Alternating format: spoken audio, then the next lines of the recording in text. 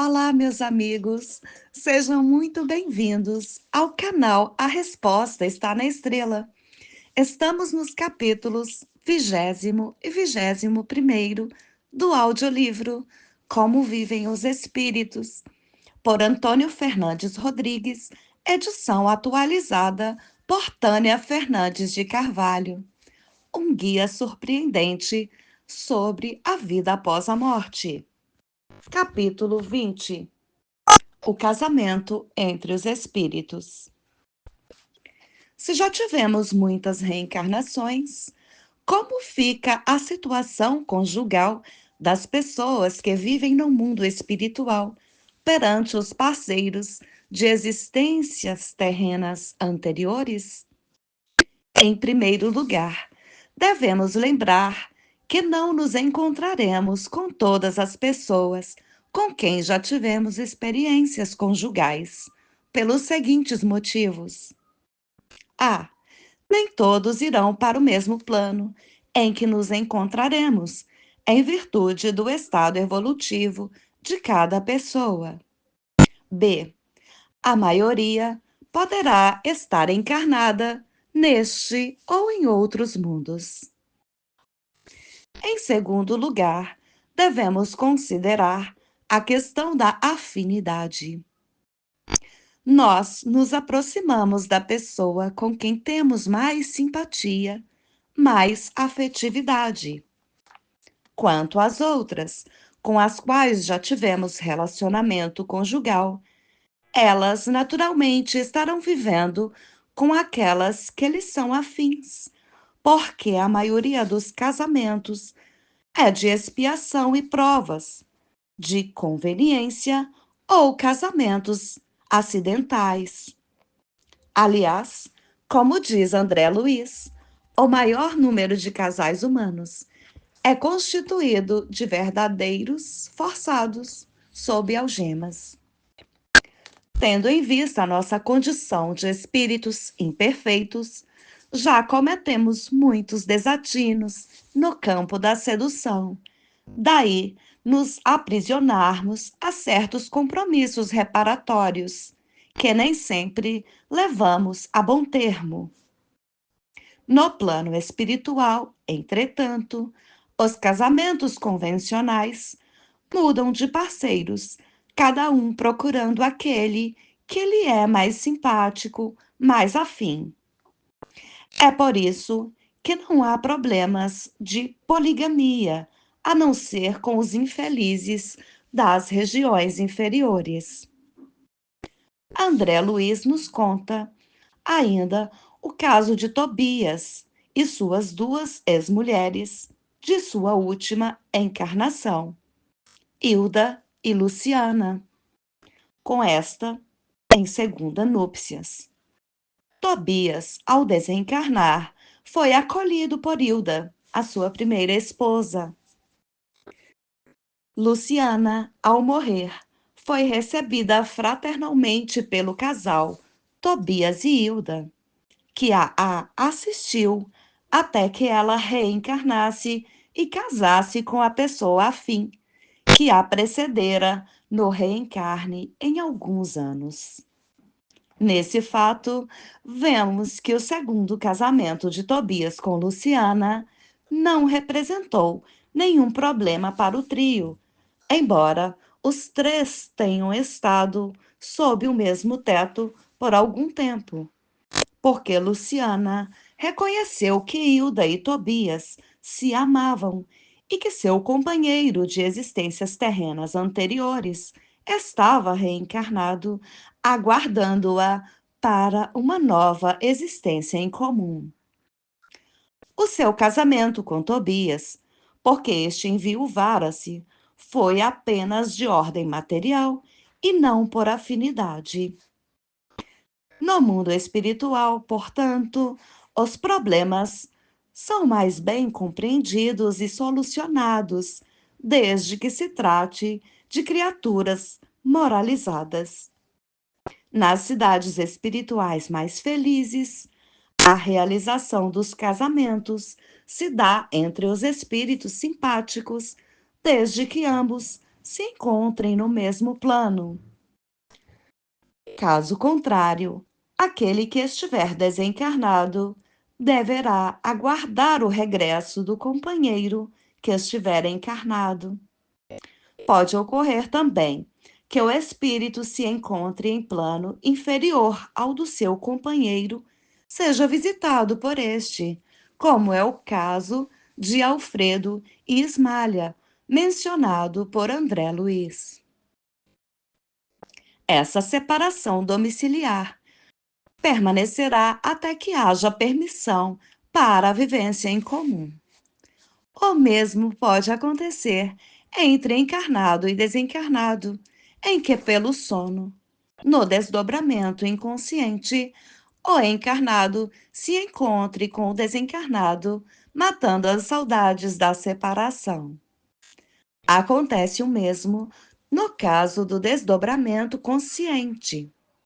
Enfim, as separações dos espíritos afins são transitórias e o tempo de separação varia segundo as condições espirituais de cada pessoa.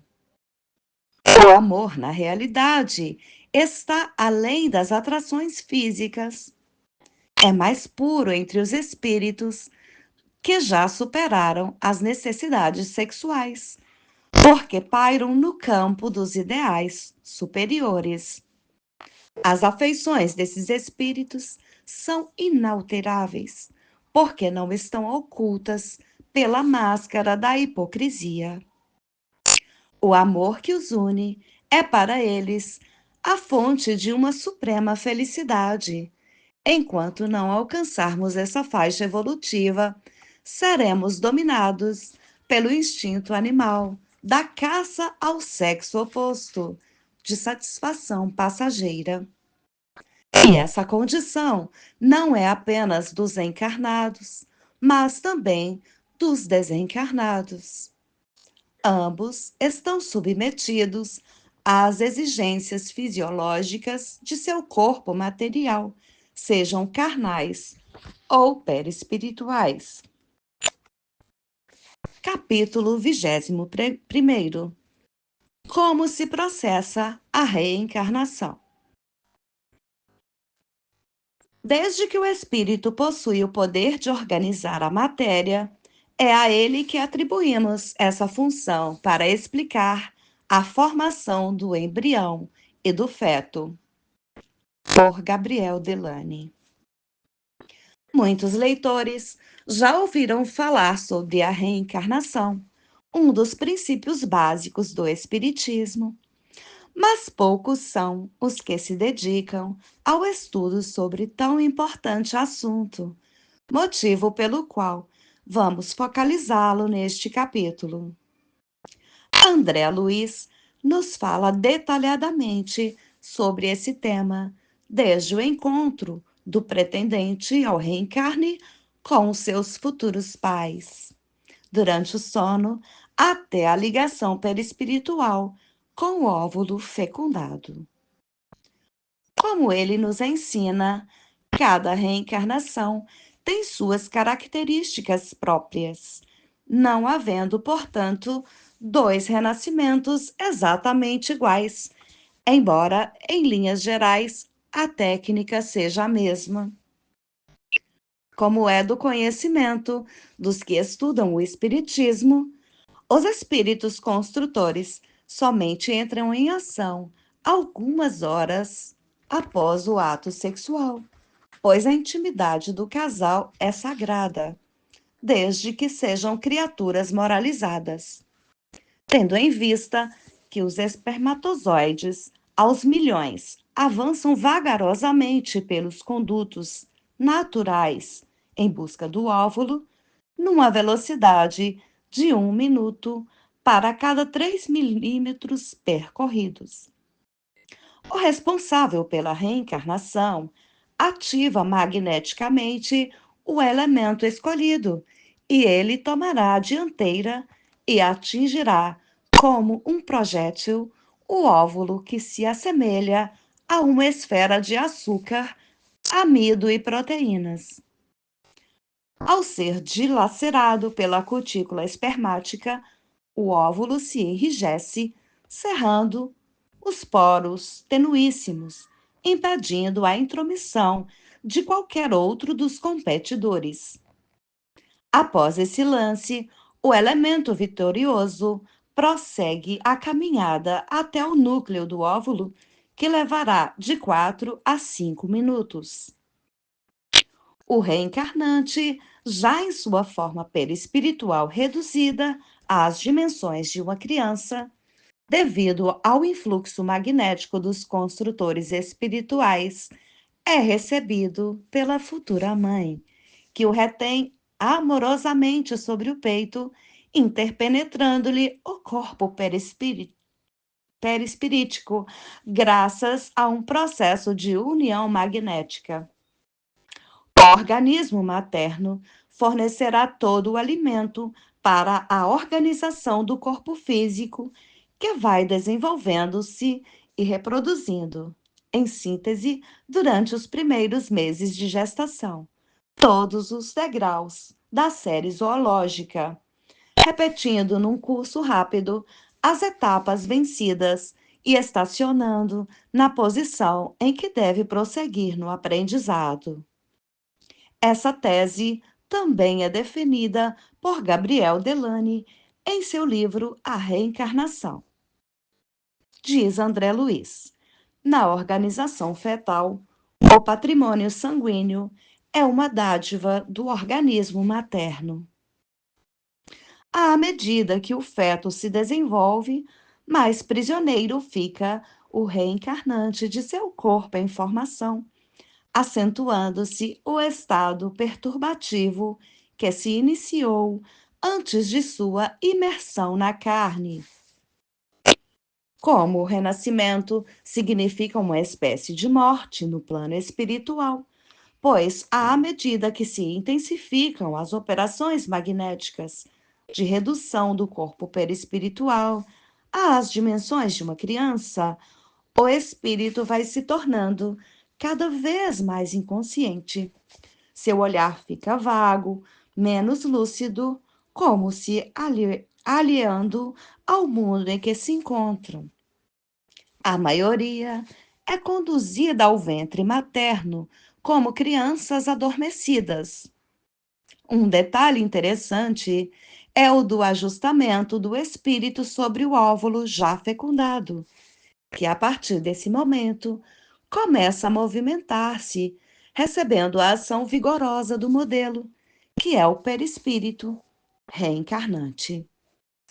Embora a ligação perispiritual com o feto, por meio do fluido vital, se torne cada vez mais acentuada, ela impede que o espírito abandone o corpo, rompendo os compromissos assumidos.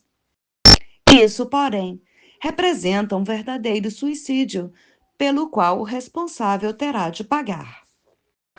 O feto, nesse caso, será expelido naturalmente. Há casos, entretanto, em que o embrião se desenvolve normalmente, sem que tenha um espírito que o anime, e esse nasce morto. São os denominados natimortos, que frustram os anseios dos pais, punindo-os pelos erros do passado, porque não souberam valorizar a vida. Os que frustram são frustrados. Essa é a lei. Assim, encerramos os capítulos 20º e 21º, e para a próxima semana estaremos postando os capítulos 22 e 23. Relacionamento, encarnados e desencarnados e fronteiras dos planos espirituais. Um bom dia, uma boa tarde ou uma boa noite aos ouvintes desta obra. Que Jesus abençoe a todos nós.